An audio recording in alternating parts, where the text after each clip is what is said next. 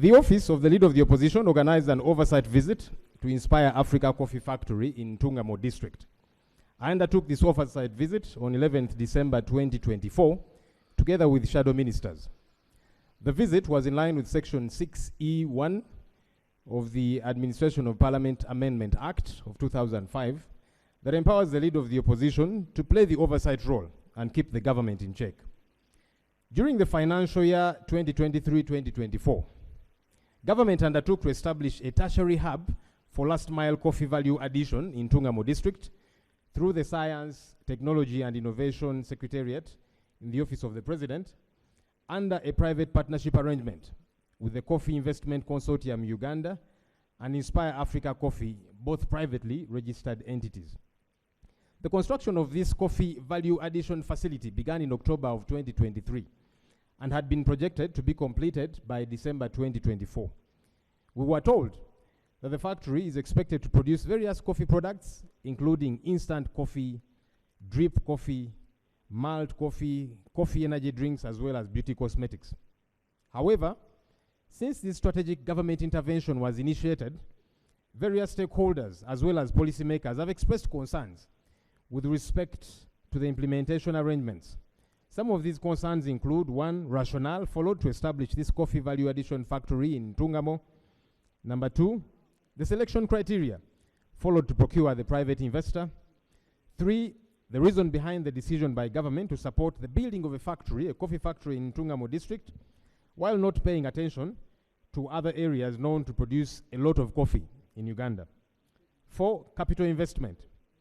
The exact amount of money that the government of Uganda is injecting into this project, because that's not known yet. And 5, projected economic benefits in terms of the anticipated employment opportunities as well as export revenues. Therefore, the primary objective of this oversight visit was to further interrogate and verify all matters related to the above mentioned concerns as elaborated briefly before. During the financial year 2023, government earmarked and allocated 37 billion shillings, that's about $10 million in the national budget, to support coffee value chain development under a newly created vote 167 in the Science, Technology and Innovation Secretariat in the Office of the President. Also, according to the annual budget estimates of financial year 2024-2025, an additional 75 billion was provided for in the corrigenda to the budget for financial year 2024-2025 and approved by Parliament to support coffee value addition initiatives.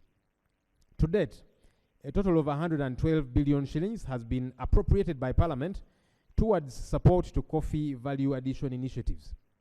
Some of these initiatives include promotion of Uganda coffee globally through coffee trade hubs and establishment of a tertiary hub for last-mile coffee value addition in Ntungamo District, implemented by Inspire Africa Coffee, which, according to Mr. Nelson Tugume, the proprietor, is at an estimated cost of $122 million.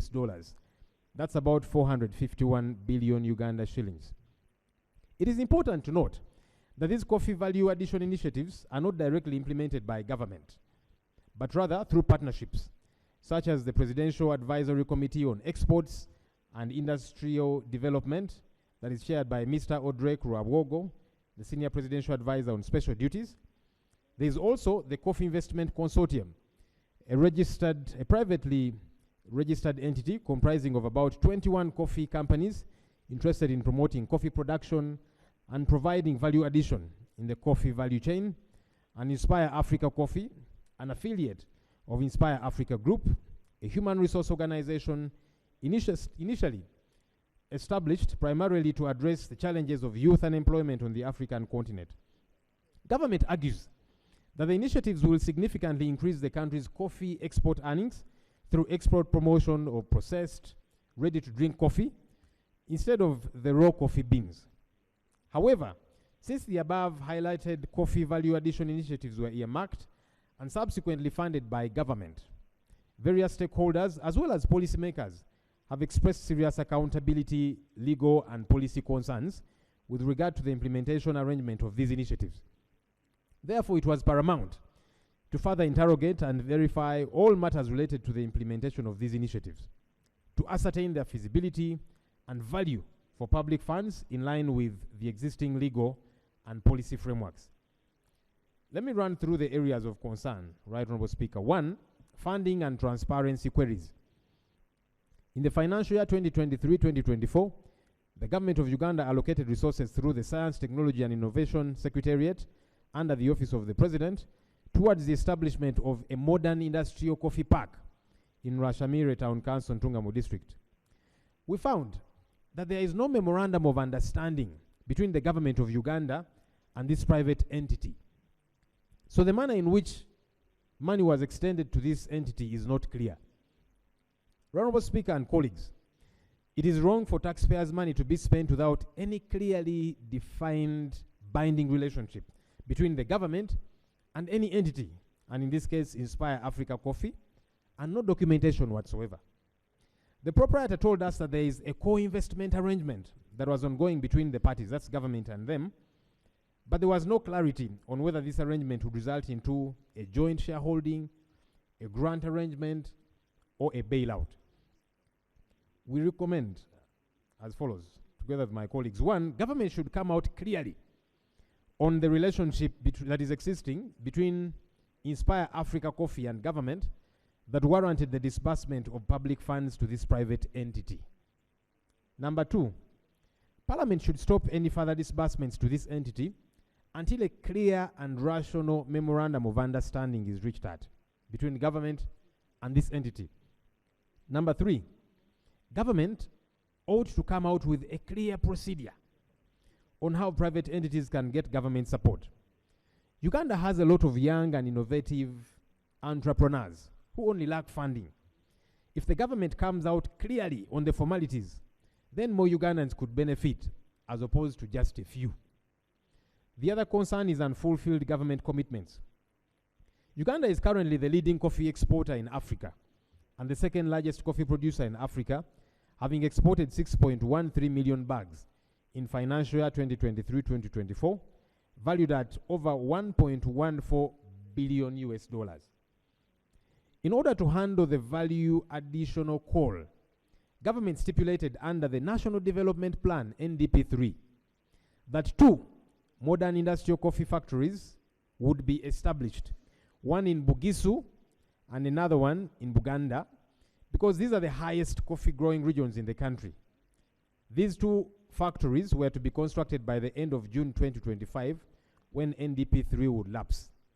This was a commitment by government in NDP3. We are coming to the conclusion of NDP3, and Parliament has even passed NDP4. But these plans have not seen the light of day, Right Honorable Speaker. It begs the question, why did government prioritize a private plant in Ntungamo specifically, which is part of Uganda, fine, yet it did not even attempt to implement and fulfill the commitment made in NDP3, which was passed by Parliament. Honorable Speaker, government should budget for, as a recommendation, and embark on fulfilling the commitment it made in NDP3 to build a coffee factory in Bugisu and Central regions. The capacity of Inspire Africa Coffee Factory is small compared to the magnitude of the coffee produced in different parts of the country. Besides, it's not practical to expect farmers to transport their coffee from far-flung districts in the country to Ntungamo for processing. The third concern was uncertainty about the exact amount of money so far injected into this project by government. During our visit, Right Honorable Speaker and colleagues, the proprietor was unclear about how much money government has so far injected into this project. So it becomes difficult to establish the return on investment that the taxpayer will get. For as long as this information is unavailable or kept as a secret, people will keep raising eyebrows about this project. In the quest for accountability, we ought to start by being open about how much money has been injected in this project. There should not be anything to hide by government.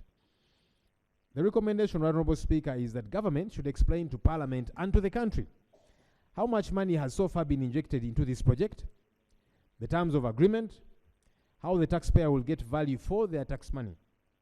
The proprietor said the factory will be completed in March of this year. That's next month. I don't know if that is going to happen. We are waiting. And begin full operations the same month, next month. Assuming that gets to happen, the cost-benefit analysis of investing in this entity should be examined.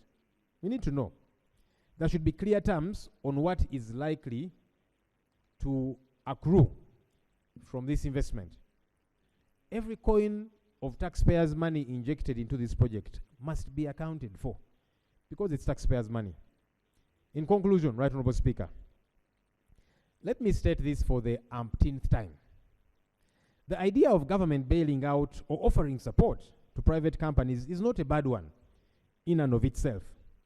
The problem has been that for each of the private companies given money, there's no clear procedure on how this gets to be done. And Right Honorable Speaker, I've tabled those reports here. Atiak Sugar Factory, Day Biopharma, Rocco, and so on and so forth. Additionally, there is never agreement signed between the government and these private entities to spell out the terms and conditions of the support extended. Most disturbingly is that there is usually no value for the money extended to these entities after several years. For as long as these concerns are not attended to, usage of taxpayers' money will continue to be shrouded in mystery.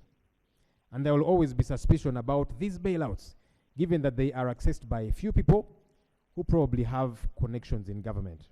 Thank you, Right Honorable Speaker and colleagues. Thank you. Thank you so much, Leader of Opposition. The House, you've heard what the Leader of Opposition is saying. Doug, we need a proper memorandum of understanding with the people we are giving money. We need to understand what government is doing, whether we are buying shares, whether we are giving them money just to support them. We need an MOU. And then I also want the Committee of Finance, Agriculture, Trade, Budget to take note of the concerns that have been raised by the Leader of Opposition since we are going into the budgeting process. Prime Minister, you have something? On what? You've just come. You've just come. It is not, we are not debating this report. I am telling them to take note of the concerns. This is an oversight report that has been brought by law. It is opening your eyes. Right Honorable Speaker, I want to thank LOP for those concerns. We've taken note, and as you've directed, Minister of Finance, Minister of Agriculture will be here to give committees. Answers. Committees. The committees, yes. Sectoral committees. To give answers for the questions raised. Thank you. We actually want them to take note of the issues that are being raised. And on the issues that are being raised, they must report to Parliament, the committees, when they are doing that. Because if Inspire Africa gets money from government, then they should be able to go there and see what is happening. But that first, we must regularize the relationship between Inspire and government and Uganda. Yes.